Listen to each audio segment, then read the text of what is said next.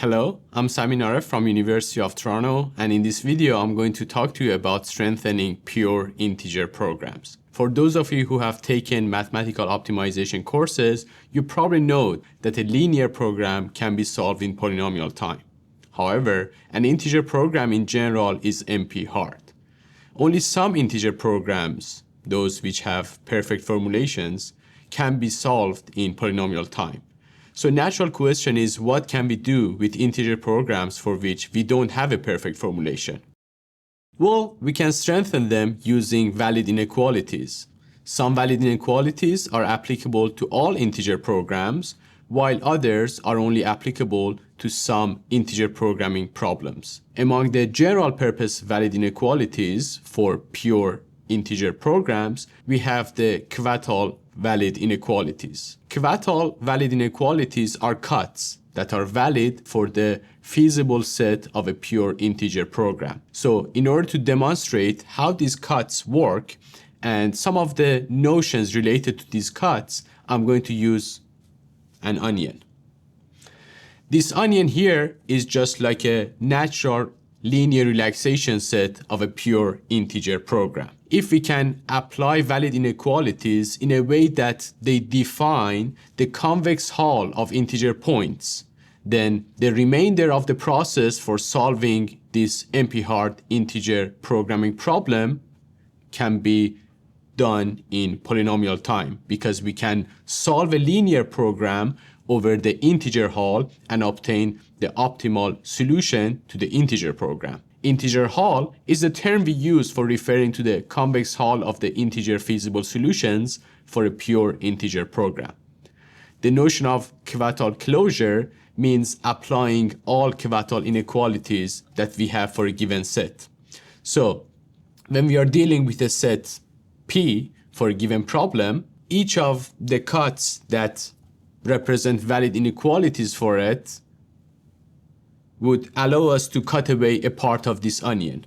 So if I apply all Chvátal inequalities that I can have for this onion, it is just like peeling a layer of this onion.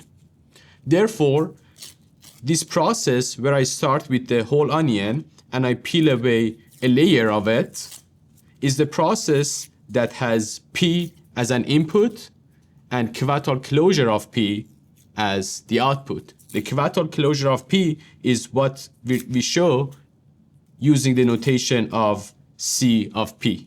So if I finish peeling one layer of this onion, the result is going to be C of P. So this is the Chvátal closure of P.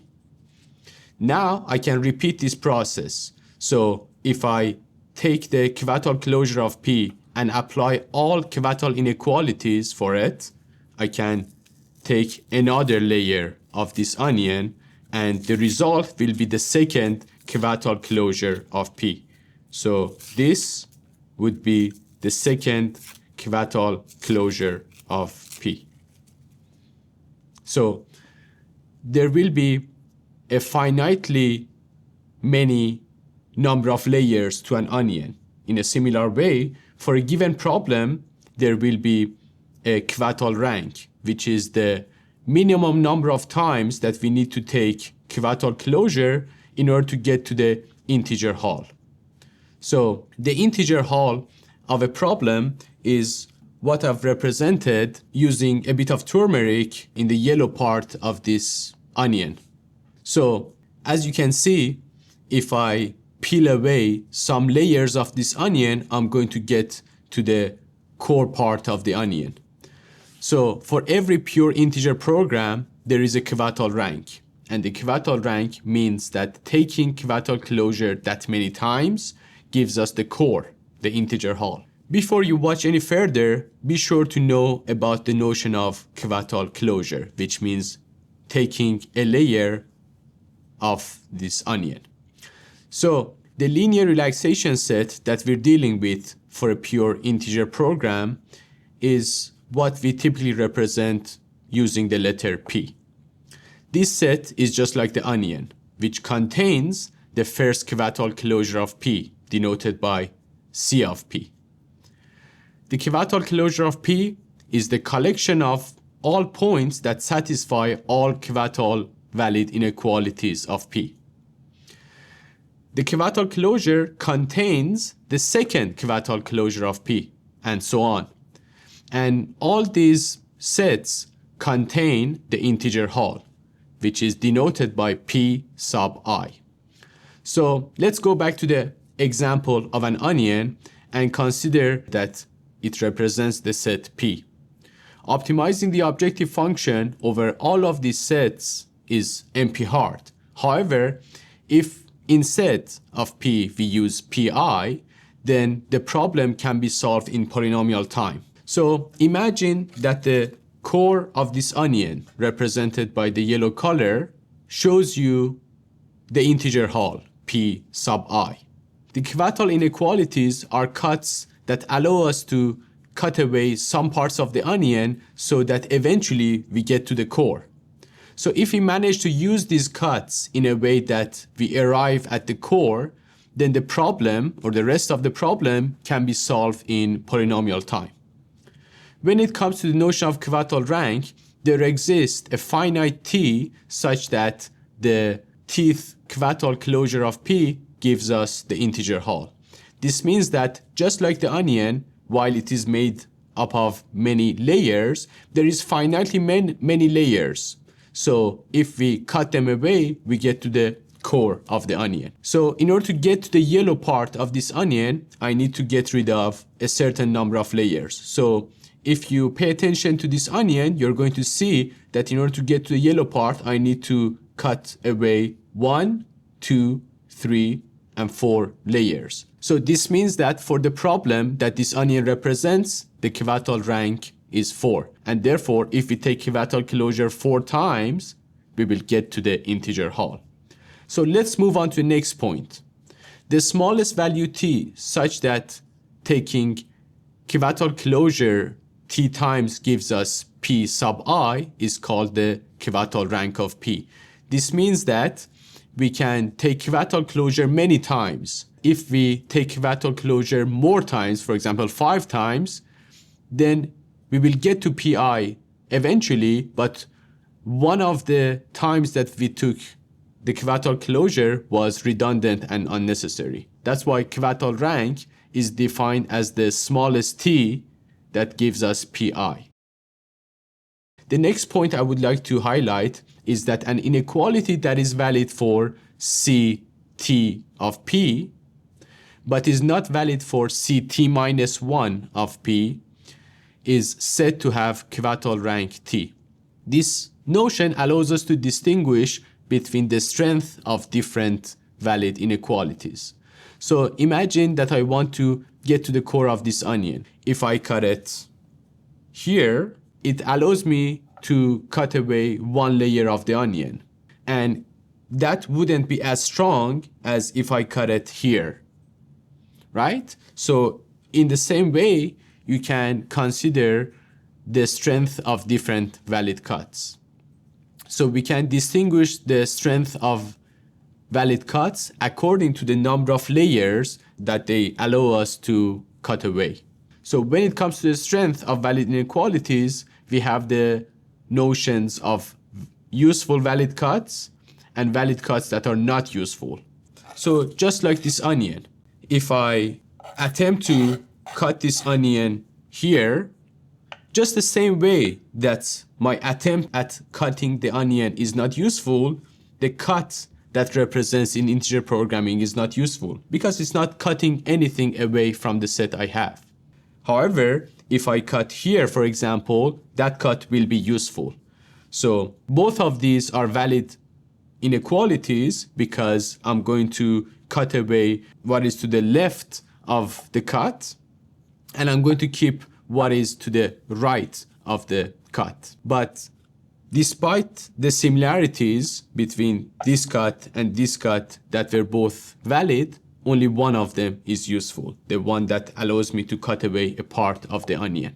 So, because all the integer feasible points which are at the core of the onion remain after applying a cut, then we can say that cut is valid. This is because all those points satisfy the cut. So, this cut is valid, this cut is valid, also this cut is valid, but they are not the same in terms of their strength. If I want to distinguish cuts based on their strength, I need to check how many layers they allow me to cut away. So if I take a cut, let's say here, you can see that the number of layers that it cuts away from me will be 1 and 2. Since it allowed me to cut away 2 layers of this onion, the Chvátal rank of this cut was 2. But given the fact that the Chvátal rank of the onion, the Chvátal rank of the set represented by the onion is 4, there will be valid inequalities that are stronger.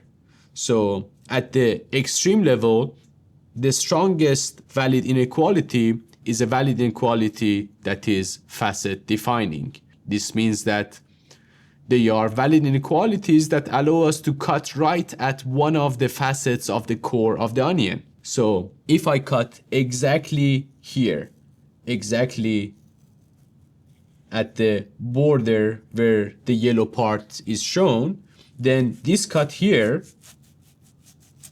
is going to allow me to cut away 1, 2, 3, and 4 layers of the onion. So if I count the number of layers that I managed to cut, it is 4. That's why the cut was facet defining, because the Chvátal rank of the cut equaled the Chvátal rank of the problem or the set I was dealing with. So now you can consider these 3 notions of a cut that is not useful, like this, a cut that is useful, and a cut that is useful and has the highest strength would be a facet defining valid inequality. So when the Chvátal rank of a valid inequality equals the Chvátal rank of the set P, it means that the valid inequality is facet defining. The last point I would like to make is that every valid inequality for P sub I has a bounded Chvátal rank. Why is that? Well, as long as the inequality we have is valid, it should not cut away anything from the integer Hall. So as long as it is valid, it cannot go through the yellow part or the core of the onion. And if I consider that the Chvátal rank of this valid inequality can be 1 or 2 or 3 or 4 for the example we had. Therefore, the Chvátal rank of any valid inequality is bounded by T, because the Chvátal rank of the set P is T. And for a class of pure integer programs, that would be pure integer programs involving 0, 1 decision variables. If we have n variables, then the Chvátal rank T is big O of n squared log n. This means that the number of times that we need to take Chvátal closure is bounded by n squared log n. This is a very interesting and promising result when we consider that the arriving at the integer Hall makes the rest of the problem easy and polynomially solvable. I hope you find this demonstration helpful and that you may never look at an onion the same way again. Seeing it is a reminder that sometimes understanding comes one layer at a time. Thank you very much.